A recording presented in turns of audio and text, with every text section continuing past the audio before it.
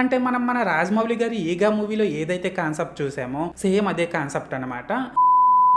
Guys రీసెంట్గా Amazon prime వీడియోలో 'lovely' అనే మూవీ అయితే స్ట్రీమ్ అవుతుంది కదా. అయితే నేను ఆ మూవీని జస్ట్ ఇప్పుడే చూడడం అయితే జరిగిందండి. సో ఈ వీడియోలో మనం ఏంటంటే అసలు ఆ మూవీ ఎలా ఉంది ఏంటి అనేది డిస్కస్ చేద్దాం, ఓకేనా. అయితే ఇక్కడ ఫస్ట్ ఆఫ్ ఆల్ ఈ మూవీలో స్పాయిలర్స్ లేకుండా బేసిక్గా స్టోరీ లైన్ ఏంటంటే గైస్, బోని అనే కుర్రాడు తను చెయ్యని ఒక తప్పుకి జైలుకి వెళ్తాడనమాట. అండ్ తను అలా జైలుకి వెళ్ళిన తర్వాత తనకు అక్కడ లవ్లీ అనే ఒక ఈగ అయితే పరిచయం అవుతుంది. అయితే ఇక్కడ ఏంటంటే గైస్, తనకలా ఆ ఈగ పరిచయం అయిన తర్వాత అసలు ఏం జరిగింది ఏంటి అనేది మనం అయితే మూవీలో చూడాల్సి ఉంటుందండి.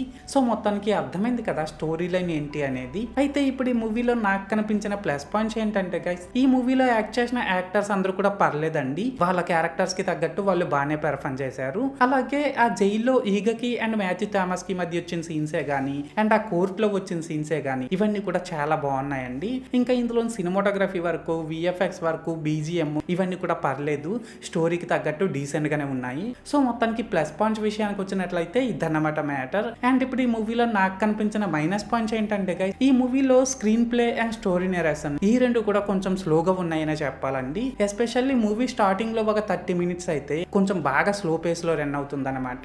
ఇంకా ఇందులో కొన్ని ప్లేసెస్ లో లాజిక్స్ కూడా మిస్ అయ్యారండి. అలాగే ఇందులో సాంగ్స్ పెద్దగా ఏం బాలేవు అండ్ ఇందులో అడల్ట్ కంటెంట్ కూడా కొంచెం ఉంది కాబట్టి దీని ఫ్యామిలీతో చూడడం కొద్దిగా కష్టం అనే చెప్పాలండి. అండ్ ఇక్కడ మెయిన్ గా ఏంటంటే గైస్, ఈ మూవీలోని కాన్సెప్ట్ అయితే కొత్తదేం కాదండి. అంటే మనం మన రాజమౌళి గారి 'ఈగా' మూవీలో ఏదైతే కాన్సెప్ట్ చూసామో సేమ్ అదే కాన్సెప్ట్ అనమాట. సో మొత్తానికి మైనస్ పాయింట్స్ విషయానికి వచ్చినట్లయితే ఇదన్నమాట మ్యాటర్. అయితే ఇక్కడ ఓవరాల్ గా ఏంటంటే గైస్, ఈ 'లవ్లీ' మూవీ బాగుందా బాగాలేదనేసి అంటే మూవీ నాకైతే పర్లేదండి, నచ్చింది, ఒకసారి అయితే చూసేయొచ్చు.